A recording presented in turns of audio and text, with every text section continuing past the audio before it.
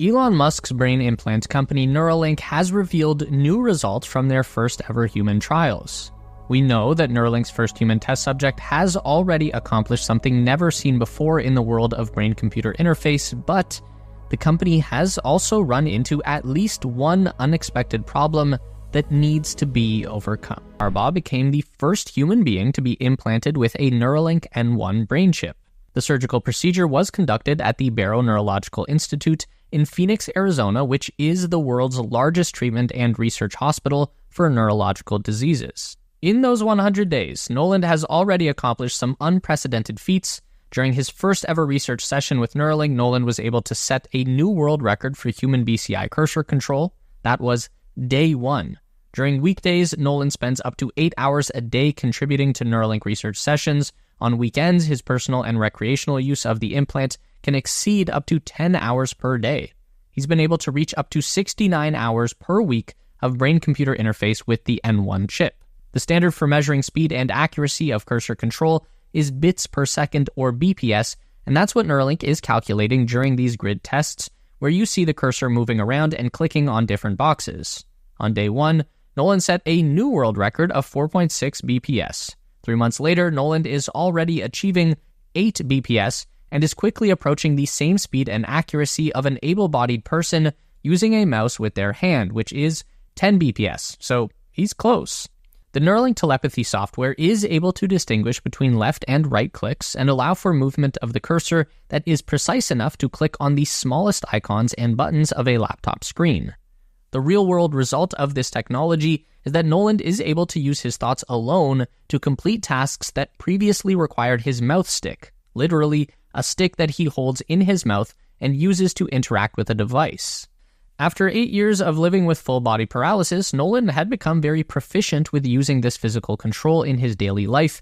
He even told Neuralink, quote, "I thought that the mouth stick was a lot better than BCI a month ago. When we compared them, I saw that BCI was just as good, if not better, and it's still improving. The games I can play now are leaps and bounds better than previous ones. I'm beating my friends in games that as a quadriplegic I should not be beating them in." Not only can Noland now play simple computer games like chess and Civilization 6, he's also been able to use the N1 to play Mario Kart on a Nintendo Switch console, which is even more than I would have expected to be possible at this early stage in the game. It's important to remember here that the aim of the initial Prime study is not about setting world records or beating human capabilities. The primary goal is to demonstrate that the Link device is safe and useful in daily life, so a lot of the work that Neuralink is doing is just remotely monitoring the technical performance of the device to try and measure the benefit that it provides to Noland and his quality of life, which so far appears to be overwhelmingly positive. Noland told Neuralink, quote, "Y'all are giving me too much. It's like a luxury overload. I haven't been able to do these things in 8 years, and now I don't know where to even start allocating my attention." Now, of course, this is a first-of-its-kind medical procedure, so it would be expected that some things will not work out as planned, and Neuralink is no exception here. There's been at least one problem with the device that's already cropped up in Noland's testing.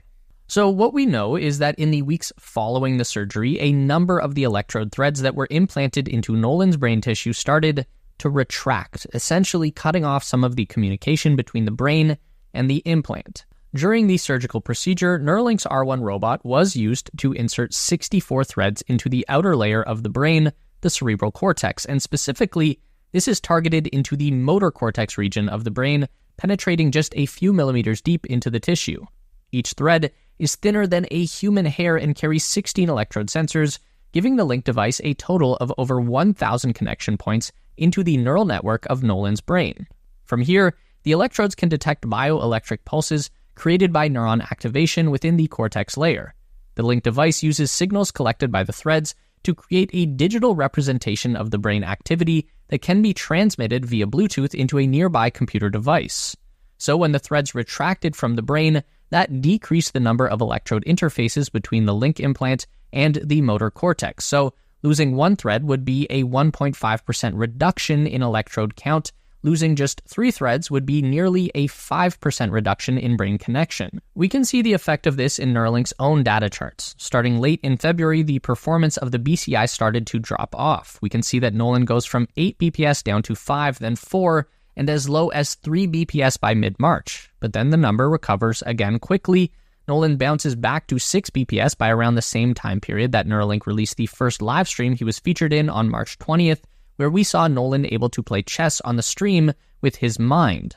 Neuralink explains this by saying that they honed the algorithm to make better use of the limited data being collected from the brain, and we can see that Nolan is quickly back to his original performance of 8 BPS. This was acknowledged by Nolan at a Neuralink company meeting that happened on March 1st, which he posted a recording of to X on March 22nd. Nolan said, quote, "Sure, we're still working out the kinks and stuff, but once we get this figured out, there's no reason for the implant not to be out there." So this begs the question, what happened? Well, according to a report from the Wall Street Journal, Neuralink believes that some air was trapped inside Nolan's skull after the surgery was performed. This is a condition called pneumocephalus. Now, I'm not going to pretend like I'm a doctor here, but it appears like mild cases of pneumocephalus can be relatively harmless and are often resolved by the body reabsorbing the air, so this doesn't appear to pose any risk to Nolan's safety, but it does impact the potential of his current Neuralink implant. If the threads have extracted themselves from the brain tissue, then there's no easy way to put them back in. According to the WSJ report, Neuralink has already floated the possibility of removing Nolan's implant, but we have no reason to believe that this will actually happen anytime soon, though one of the upshots for the Link device is that it is intended to be removable and upgradable over time. Unnamed sources within Neuralink have said that challenges like this were expected in the first test on a human patient, although they didn't specify any reason why there would be a different result after doing the procedure on a human brain after dozens of test implants on monkey and pig brains. The Neuralink sources say that the company remains optimistic that this problem can be resolved and that future implants will be able to capture more data and offer greater capabilities for human patients. Neuralink has already reported to the Food and Drug Administration that it believes it has fixes for the problem that was encountered with Nolan's implant. According to the same sources reported by Wall Street Journal, Neuralink already has plans for 2 more human implant procedures in the coming months. These will go forward once a safety review of Nolan's implant is completed. Neuralink reportedly maintains a goal to implant 10 people this year with the device. According to a potential roadmap from the company, that will increase to another 27 implants in 2025 and 79 in 2026.